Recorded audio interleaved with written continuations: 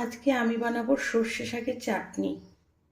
সর্ষে শাক নিয়ে নিয়েছি, আর এখানে নিয়ে নিয়েছি কাঁচা লঙ্কা, পেঁয়াজ, রসুন আর আদা।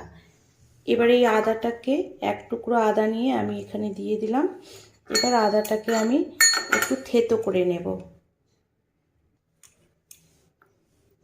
আমার আদাটা মোটামুটি থেতো হয়েই গেছে।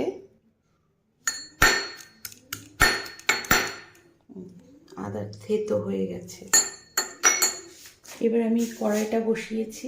আমার খুব পছন্দের কড়াই এটা, আমার ভীষণ ভালো লাগে। আর এই কড়াইয়ের মধ্যে আমি একটু তেল দিয়ে দেব, সর্ষে তেল।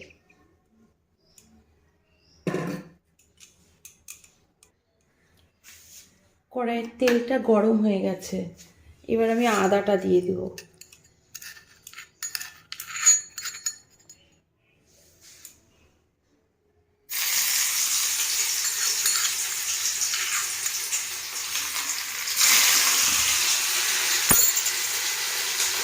এরপর আমি এখানে কেটে রাখা পেঁয়াজ রসুনগুলো দিয়ে দিলাম।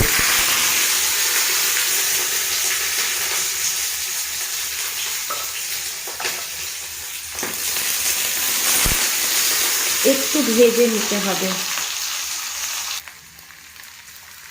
এটা একদম ব্রাউন করব না। আমি এরপরে কাঁচা লঙ্কাগুলো দিয়ে দেব। একটা কাঁচা লঙ্কা ওখানে পড়ে গেছে, যাই হোক, কাঁচা লঙ্কা দিয়ে দিলাম। এবার আমি আস্তে আস্তে সর্ষের শাকটা দিয়ে দেব।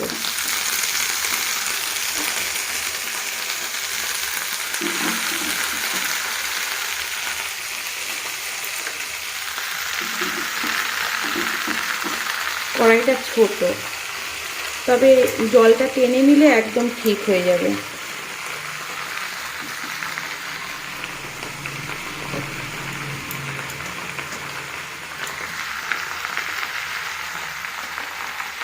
হালকা একটু আমি ভেজে নেব সর্ষে শাকটাকে। আমার শাকটা অনেকটাই বসে গেছে। এবার আমি অল্প একটু লবণ দিব।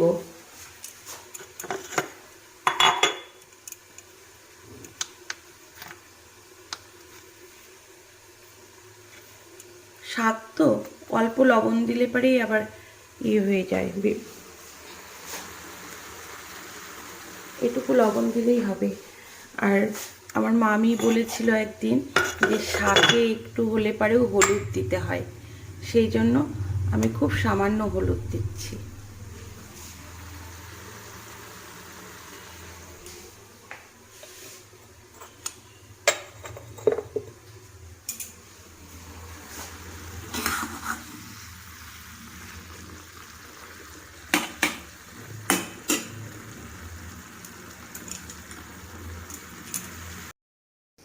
এরপর আমি একটু ওর মধ্যে জোয়ানটা দিয়ে দিলাম।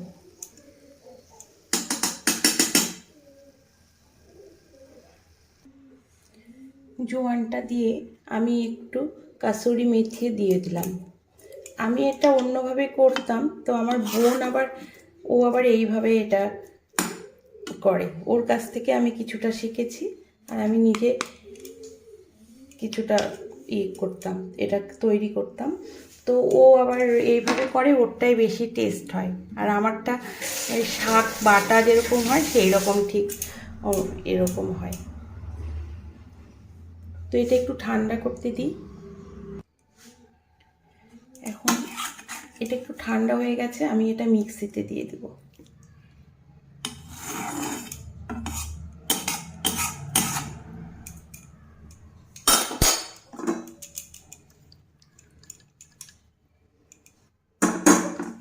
এবার মনে হচ্ছে টাকা ইনকাম করতে পারি না পারি, ভিডিওগুলো করার জন্যই আমাকে একটা স্ট্যান্ড কিনতে হবে।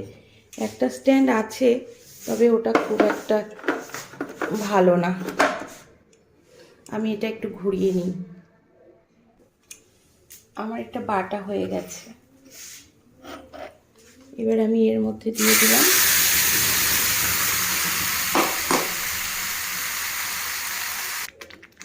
দেখুন এটা হয়ে গেছে। আর যেহেতু প্রথমেই আমি সর্ষে তেল দিয়েছিলাম, এখন আর সর্ষে তেলটা দেব না। এখন আমি একটু বাটার দেব। যা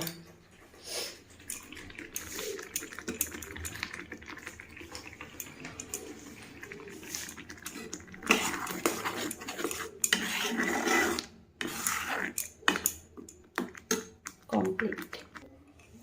আমি এখানে ঢেলে নিলাম।